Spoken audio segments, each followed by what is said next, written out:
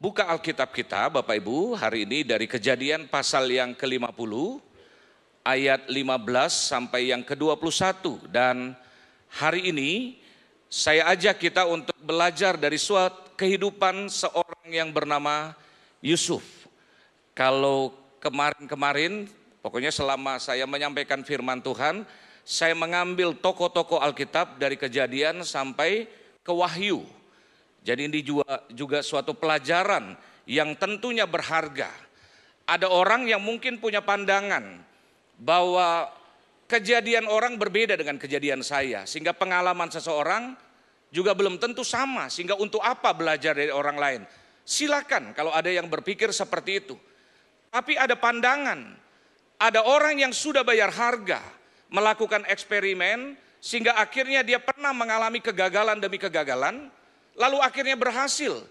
Sehingga kalau dia sudah mengalami banyak harga yang dia bayar, baik kekecewaan, keterpurukan, dana yang habis, lalu akhirnya dia mendapatkan satu pengalaman yang baik. Kenapa kita tidak belajar dari tokoh-tokoh tersebut? Ada banyak ya Bapak Ibu, tokoh-tokoh termasuk kalau boleh dibilang, kalau politik di Indonesia, ada yang pasti nanti akan menjadikan misalnya Bapak Presiden Prabowo menjadi suatu pengalaman, 3 kali capres, 3 kali gagal.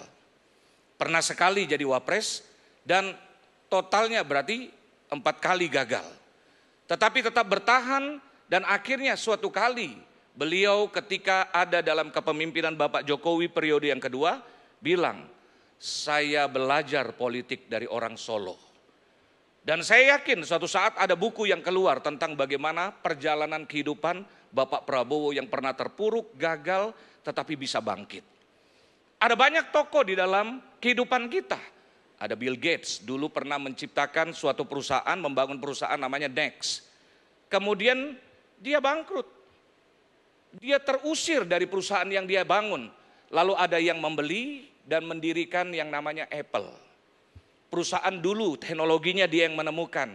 Kemudian akhirnya dia direkrut lagi. Dan akhirnya bisa bangkit sehingga sekarang saya bisa pakai produknya Apple tadi yang dulunya pernah gagal dan akhirnya menjadi salah satu tokoh yang hebat dalam dunia teknologi. Ada banyak contoh Bapak Ibu, orang-orang yang pernah mengalami kegagalan. Bahkan pernah saya kutip dalam khotbah saya yang terakhir. Ada seorang yang bernama Ciputra. Salah satu orang terkaya di Indonesia pada tahun waktu masa jaya sebelum tahun 97-98. Menjadi orang 27 terkaya, saya baca ya artikelnya. Kemudian tahun 98 terpuruk. Sehingga dia punya hutangan awalnya itu ratusan miliar, 200 miliar lebih. Tetapi dari rupiah yang kurang lebih 3.000 tiba-tiba menjadi kurang lebih 17.000. Hutangnya menjadi triliunan. Dan akhirnya apa? Terpuruk. Lalu di usianya yang tahun 98, 75 tahun, Bapak Ibu 75 tahun. Dia bisa bangkit sehingga sampai di usianya ke-88 meninggal tahun 2000 berapa ya? 2019 kalau tidak salah. Beliau meninggal dan bisa bangkit meninggalkan warisan kepada anak cucunya dan juga kepada banyak orang. Sehingga kalau ada di antara kita yang mungkin sudah merasa tua, lalu terpuruk, maaf. Bapak Ciputra itu 75 Bapak Ibu, bisa bangkit. Siapa lagi? Thomas Alva Edison. Katanya ya dalam tulisannya ribuan kali melakukan eksperimen tentang bola lampu. Lalu akhirnya dia berhasil setelah ribuan kali gagal. Nah itu contoh-contoh di dunia. Tetapi saya percaya contoh Alkitab itu sempurna. Ada tokoh yang nanti kita akan pelajari yang bernama Yusuf. Di mana pernah mengalami kegagalan, keterpurukan. Dan Alkitab ada menyampaikan suatu rahasia dalam kehidupannya. Kalau dia tetap hidup dalam kepahitan, saya yakin titik terakhir dalam hidupnya untuk diangkat Tuhan menjadi orang nomor 2 setelah Firaun tidak mungkin terjadi. Berarti ada rahasia di balik pengampunan. Ada berkat dalam pengampunan. Kita baca dari Kejadian 50 ayat 15. Yusuf menghibur saudara-saudaranya. Ketika saudara-saudara Yusuf melihat bahwa ayah mereka telah mati, berkatalah mereka, boleh jadi Yusuf akan mendendam kita dan membalaskan sepenuhnya kepada kita segala kejahatan yang telah kita lakukan kepadanya. Sebab itu mereka menyuruh menyampaikan pesan ini kepada Yusuf, sebelum ayahmu mati, ia telah berpesan. Yang pertama kita baca suatu asumsi dari kakak-kakaknya. Kalau orang jahat, biasanya ketika dia memandang masalah, memandang orang lain, seringkali berpikir sebagaimana dia berpikir. Kalau ada orang yang misalnya melihat ada orang sedih gitu kan, ketika mengalami masalah, karena dia seringkali sedih untuk masalah itu, dia langsung seringkali berasumsi sebagaimana dia berpikir orang itu pun mungkin sedih karena hal ini. Belum tentu sama seperti saudara-saudaranya. Dia berpikir jangan sampai nih, mungkin Yusuf akan dendam. Seperti mereka dendam. Mungkin dia akan balas sebagaimana mereka merasa membalas. Padahal Yusuf tidak pernah lakukan itu. Sebab itu mereka menyuruhkan menyampaikan pesan ini kepada Yusuf, sebelum ayahmu mati, ia telah berpesan. Dan ini kebohongan. Karena papanya dalam Alkitab tidak pernah menyampaikan pesan kepada 10 kakak-kakaknya. Nah, pesannya seperti ini kata mereka. Beginilah harus kamu katakan kepada Yusuf. Ampunilah kiranya kesalahan saudara-saudaramu dan dosa mereka. Sebab mereka telah berbuat jahat kepadamu. Maka sekarang ampunilah kiranya kesalahan yang dibuat hamba-hamba Allah ayahmu. Lalu menangislah Yusuf ketika orang berkata demikian kepadanya. Berikutnya, juga saudara-saudaranya datang sendiri dan sujud di depannya serta berkata, kami datang untuk menjadi budakmu. Tetapi Yusuf berkata kepada mereka, janganlah takut, sebab aku inikah pengganti Allah? Memang kamu telah mereka-rekakan yang jahat terhadap aku, tetapi Allah telah mereka-rekakannya untuk kebaikan, dengan maksud melakukan seperti yang terjadi sekarang ini, yakni memelihara hidup suatu bangsa yang besar. Jadi janganlah takut, aku akan menanggung makanmu dan makan anak-anakmu juga. Demikianlah ia menghibur mereka dan menenangkan hati mereka dengan perkataannya. Yusuf tahu apa yang ada dalam hati atau pikiran saudaranya. Karena dari perkataan Yusuf tadi, coba munculkan ayat yang terakhir tadi ya. Memang kamu telah mereka-rekakan yang jahat terhadap aku. Intinya Yusuf tahu bahwa kamu dulu sudah mereka-rekakan yang jahat. Memang tidak dijelaskan apa makna detilnya. Karena mungkin juga, saya juga tahu Bapak tidak mungkin ngomong pesan seperti ini. Saya tahu dulu waktu engkau belum pernah aku tolong, engkau mereka-rekakan yang jahat. Tetapi setelah aku tolong, harusnya berubah dong seseorang. Ada banyak orang di jamaatan setelah mengalami kebaikan Tuhan. Dia menyadari kebesaran dan kebaikan Tuhan, lalu akhirnya hidupnya berubah. Kan saya tahu betul, ada di antara saudara yang mungkin bukan karena terpuruk, lalu akhirnya mengikuti Tuhan sungguh-sungguh. Ada orang yang mungkin dia merasa dia tidak pintar, dia tidak punya kelebihan, tetapi Tuhan angkat hidupnya, lalu hidupnya akhirnya luar biasa. Ada orang mungkin dulu latar belakangnya penjahat dalam hal apa? Dunia pacaran, dunia seks. Kemudian dia merasa dulu hidupku tidak benar. Tetapi sekarang kok Tuhan berkati aku, diberikan Tuhan istri, suami, anak-anak yang baik. Sehingga akhirnya ada orang mengalami kebaikan Tuhan, lalu akhirnya hidupnya berubah. Harusnya saudara-saudara Yusuf juga mengalami hal yang sama. Dia merasa tidak layak, tetapi mendapat perlakuan dari Yusuf, harusnya berubah. Tetapi ada orang-orang tertentu mendapatkan kebaikan, tidak mengubah dia. Ada orang yang memang kebiasaan atau mungkin cara Tuhan menjamah harus dengan kekerasan, dengan menyakitkan, dengan dipukul dulu seperti Yakub. Baru akhirnya dia sadar. Saudara-saudara Yusuf, kita lihat pelajaran tentang karakter atau sikap hati yang tidak diubahkan. Karena itu Bapak Ibu, sebagai pendahuluan, saya catat begini, bahwa Yusuf dari masa mudanya tentu mengalami kejadian yang sangat menyedihkan. Dia ada di Mesir bukan karena kemauannya. Kalau ditanya, sangat mungkin Yusuf akan menjawab, saya masih rindu berkumpul bersama Papa, bersama dengan keluarganya. hidup dalam kebaikan. Kalau mau ditanya kepada Yusuf, saya yakin di masa waktu itu umurnya kurang lebih 17. Bapak Ibu baca di Kejadian 37, umur Yusuf pada waktu itu baru 17. Mungkin kalau tanya anak-anak, biasanya kalau saya khotbah ke anak-anak muda itu biasanya kalau 17 itu orang tua merasa juga masih anak, tapi dia udah mulai beranjak dewasa. Tetapi dibilang dewasa juga belum. Tetapi Yusuf ternyata mempunyai karakter yang berbeda. Di usia yang ke-17 dia dibuang. Dan dia harus ke Mesir bukan karena kemauannya. Hal yang sama mungkin juga terjadi dalam hidup kita, di mana kita mengalami hal-hal yang tidak kita kehendaki atau impikan.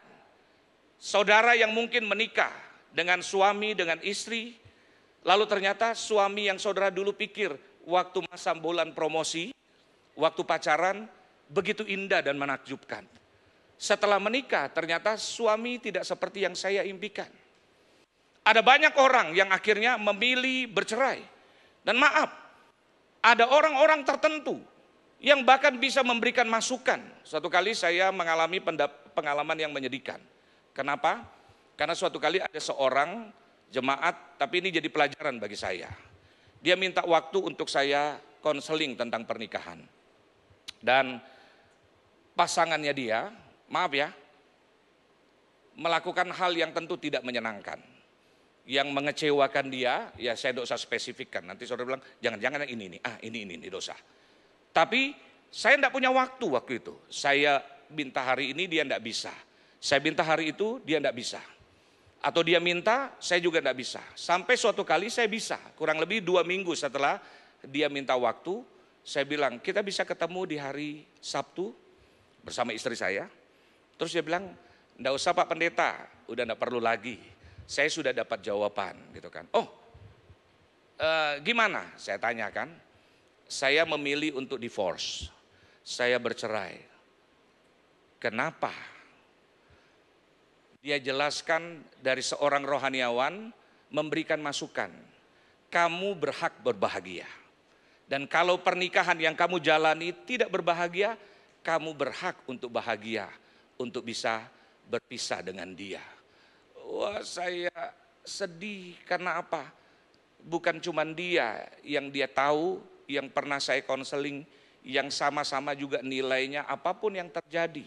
Salah pilihan kah, suaminya gay kah, kalau suaminya berselingkuh, biasanya di gereja kita ketika ada orang mau menikah, kita tanya sampai sedetail itu. Seandainya istri yang kamu nikahi berselingkuh, apakah kamu bisa menerima? Ada yang bilang tidak bisa. Lalu ada yang juga bilang bisa. Lalu kita tanya, seandainya suamimu berselingkuh dan kamu masih ingin bertahan, tapi suamimu punya anak, apa yang kamu akan lakukan? Ada yang bilang, saya akan bertahan Pak. Seandainya istrimu punya anak dan kamu masih mau bertahan, dan istrimu tetap tidak mau kembali dengan kamu, apa yang kamu mau lakukan?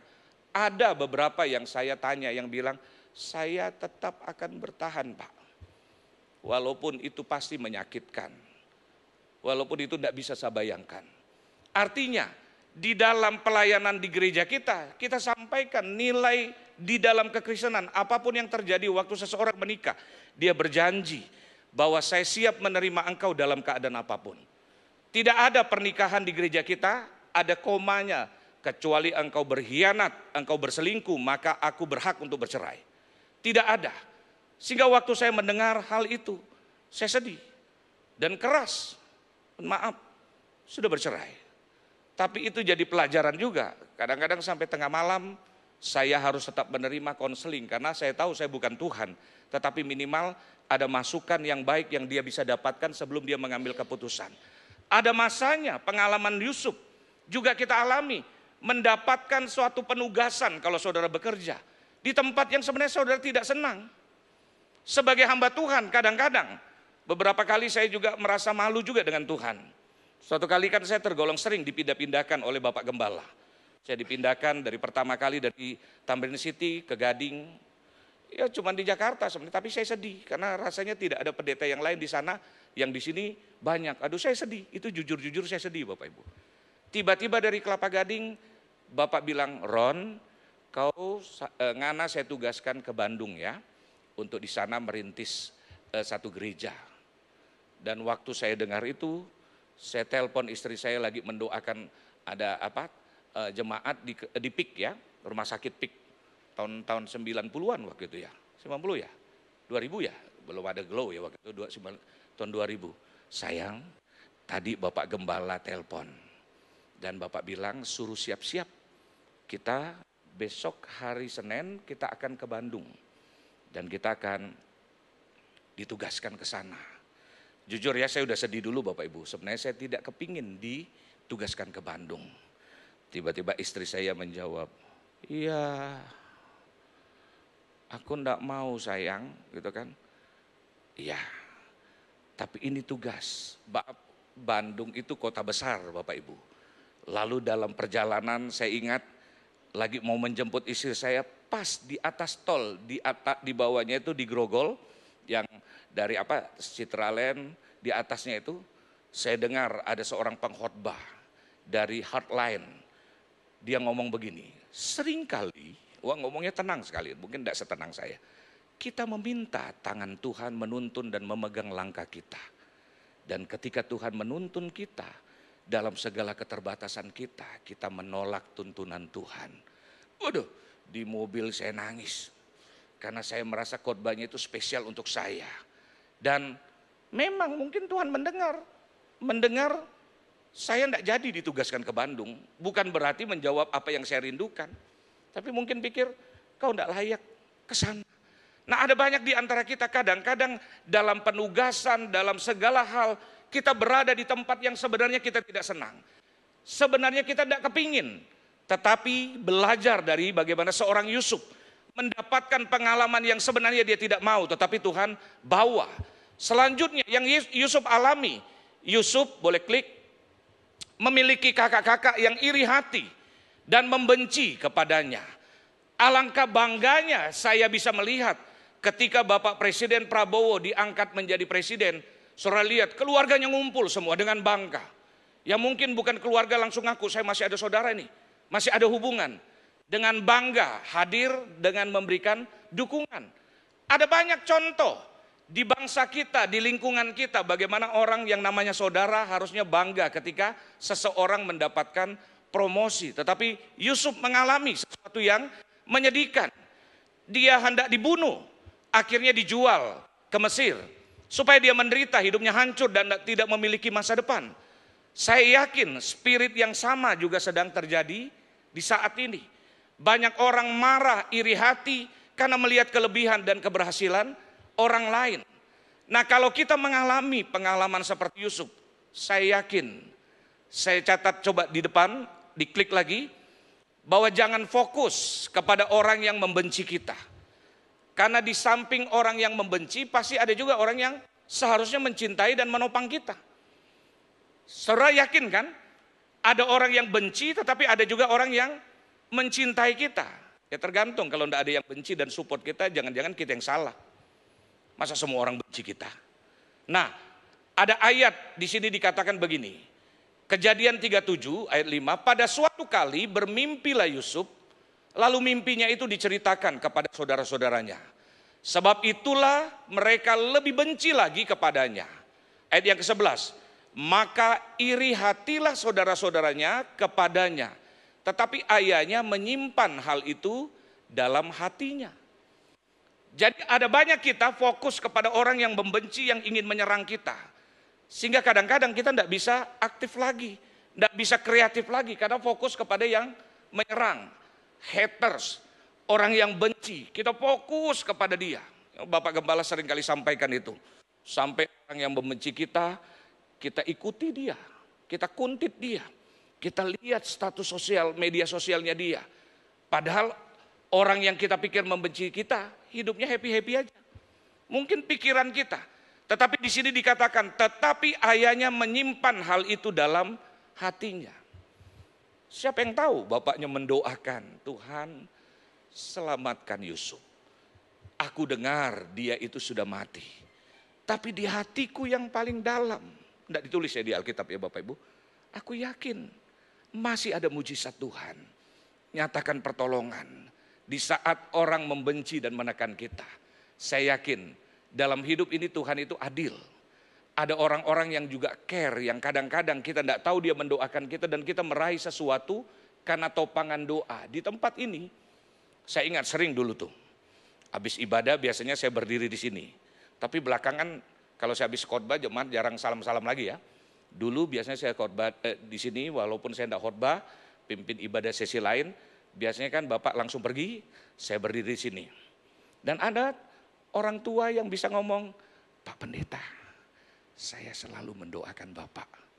Pak Pendeta, saya selalu mendoakan Bapak. Waduh, saya dapat harta yang luar biasa ketika ada orang yang ngomong seperti itu. Mungkin ada yang juga enggak ngomong, tetapi Bapak Ibu percayalah, dalam hidup ini Tuhan adil. Ada orang yang benci kita, tetapi kalau hidup kita tetap kita jaga. Ada juga orang yang menopang kita, yang mendoakan kita. Nah karena itu Bapak Ibu, ada beberapa hal.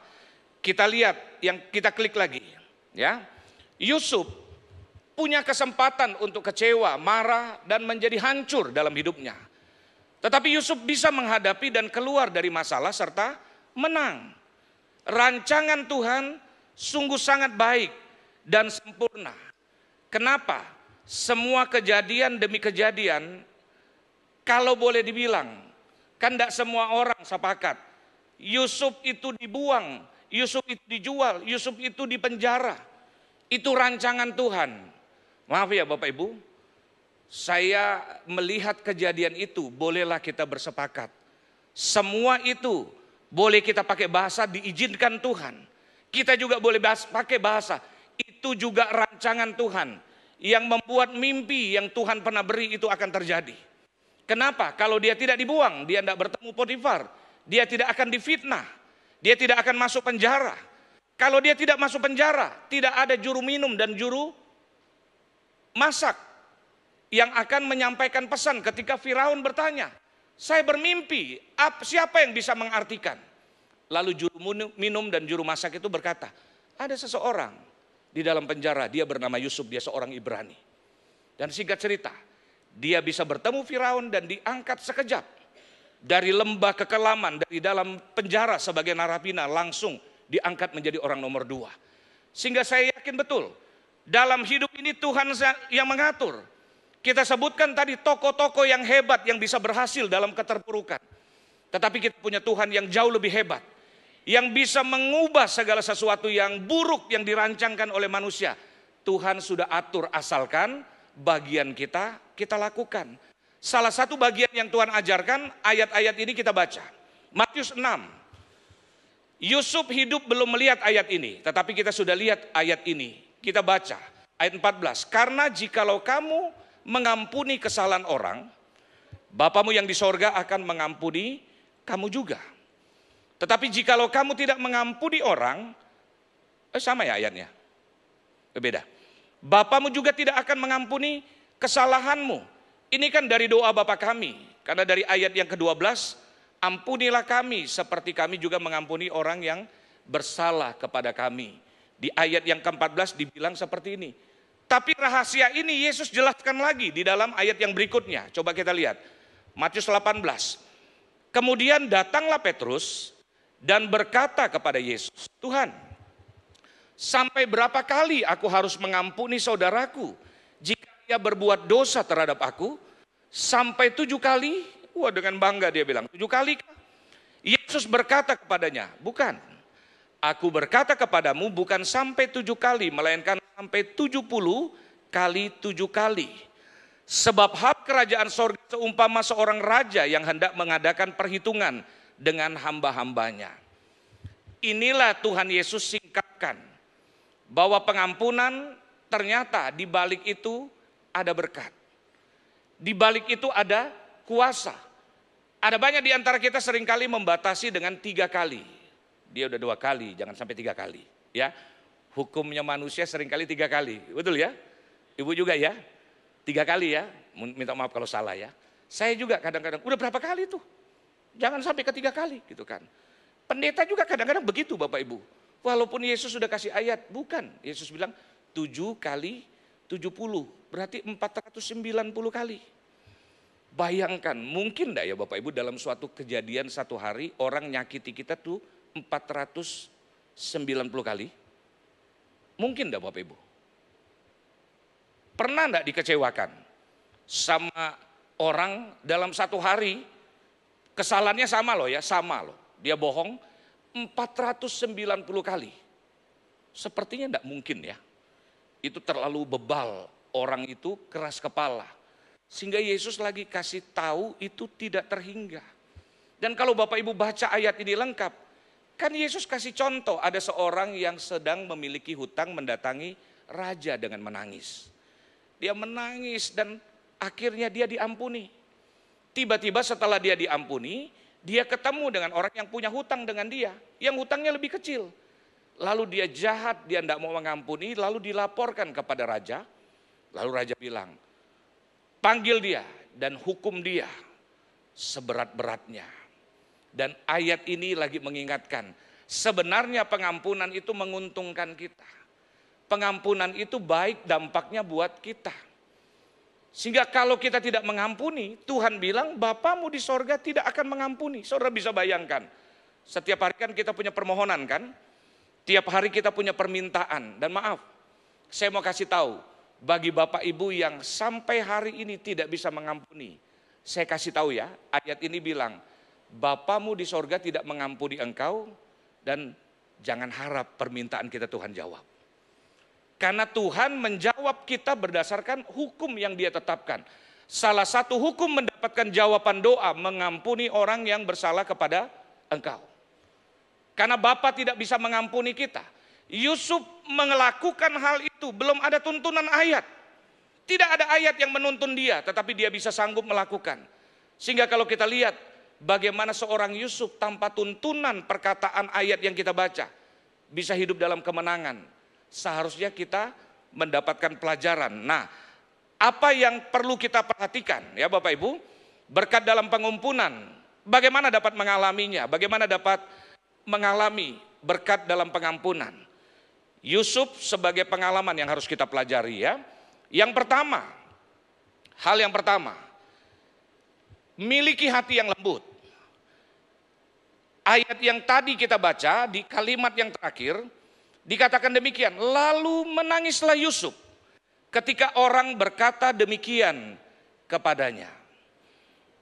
Saya yakin Yusuf menangis bukan karena dia lemah. Karena Alkitab mencatat waktu dia dibuang, maksudnya dijadikan pembantu di rumah Potifar. Alkitab tidak pernah menuliskan Yusuf menangis. Waktu dia di penjara, Alkitab tidak mencatat Yusuf menangis. Tidak pernah dikatakan seperti itu.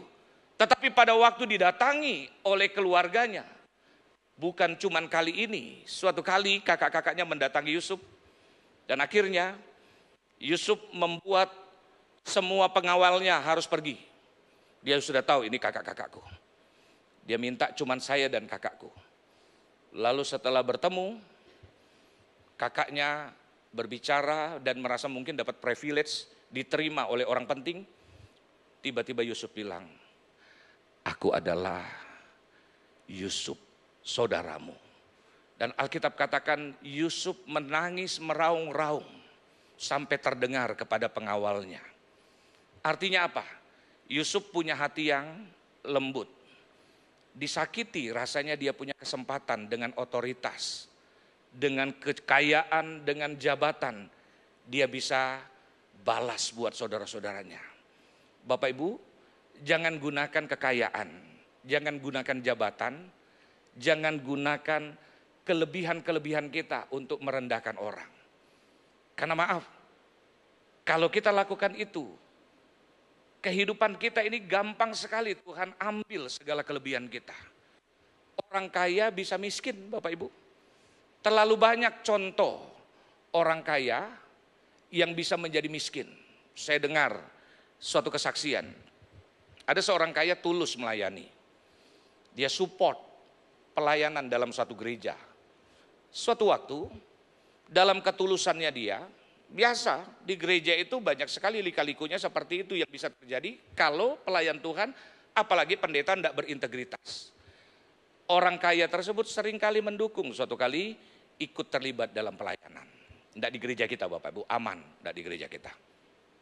Lalu akhirnya dia sering diperlakukan istimewa. Kalau dia terlambat, ketika dia datang, keputusan rapat ditanyakan ke dia, bagaimana Pak Herman, anggaplah namanya Herman.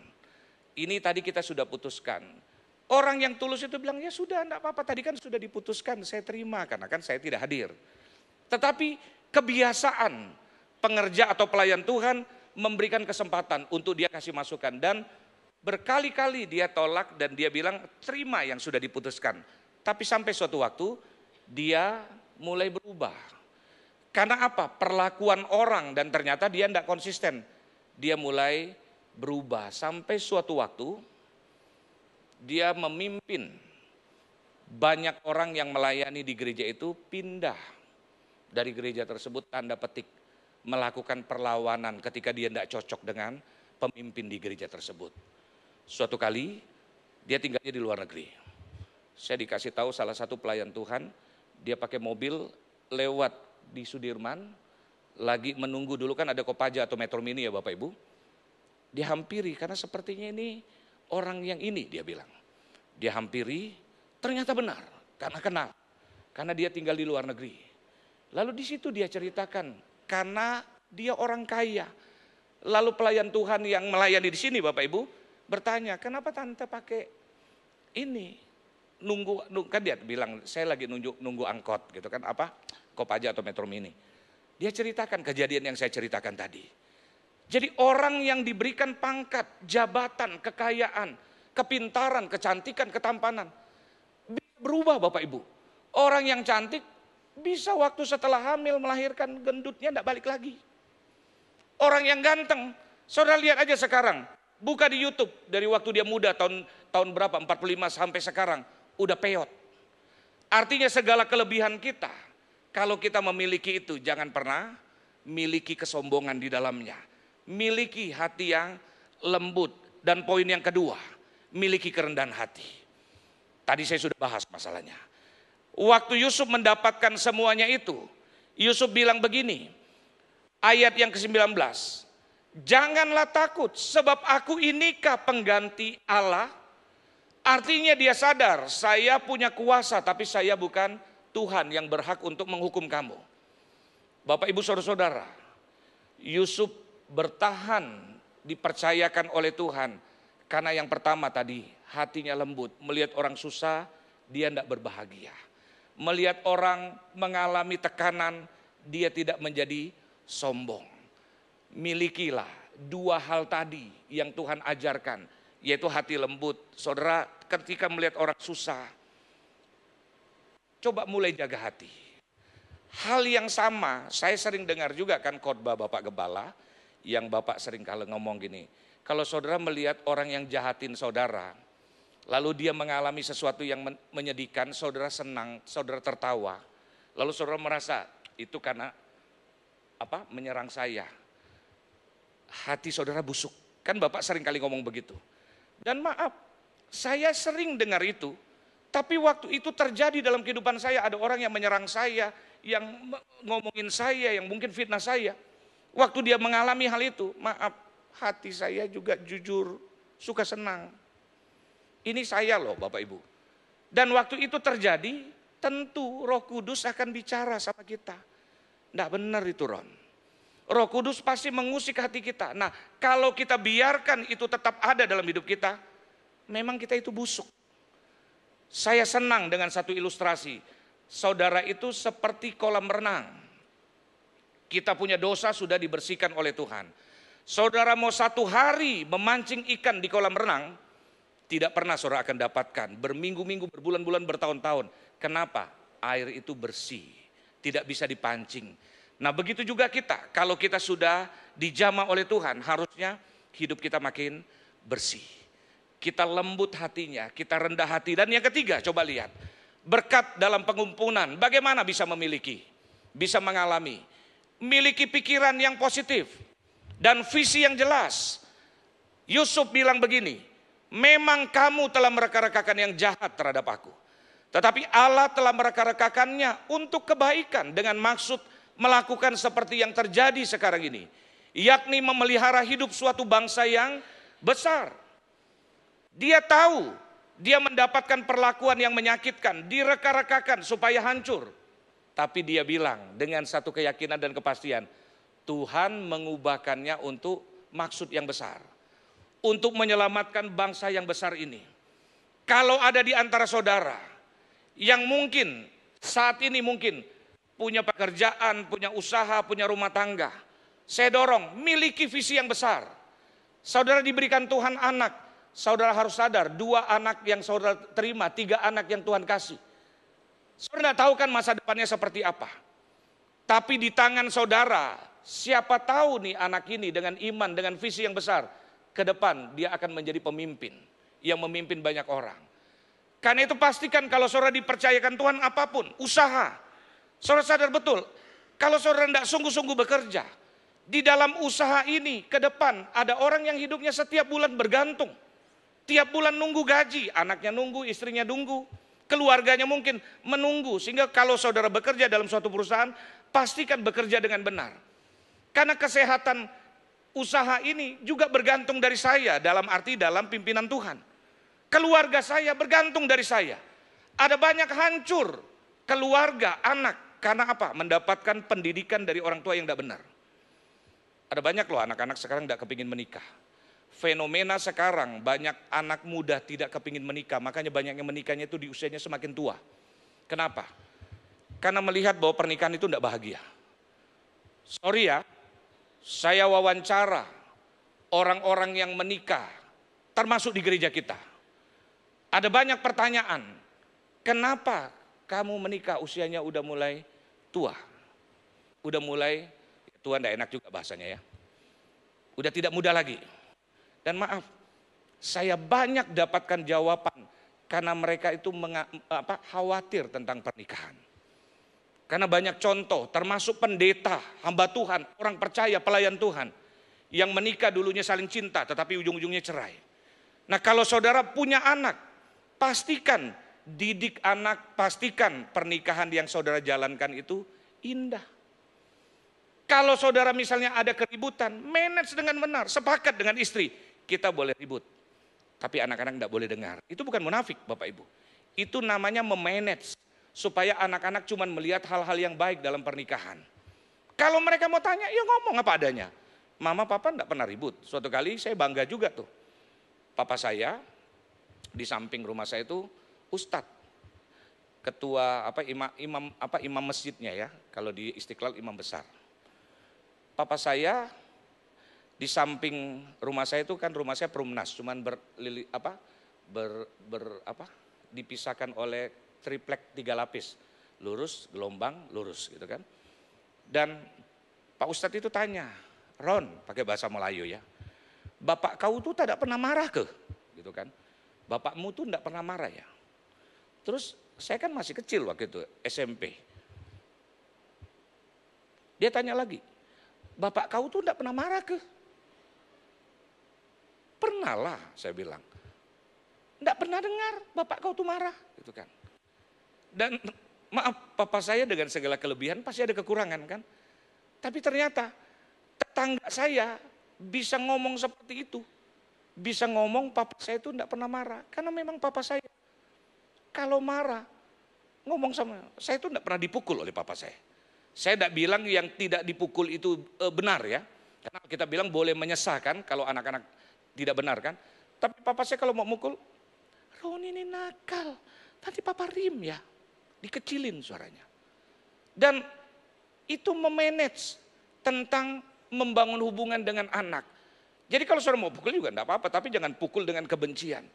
Ada banyak orang diberikan Tuhan kepercayaan rumah tangga sehingga akhirnya ada banyak anak muda tidak kepingin menikah karena melihat contoh yang jelas di depan mereka.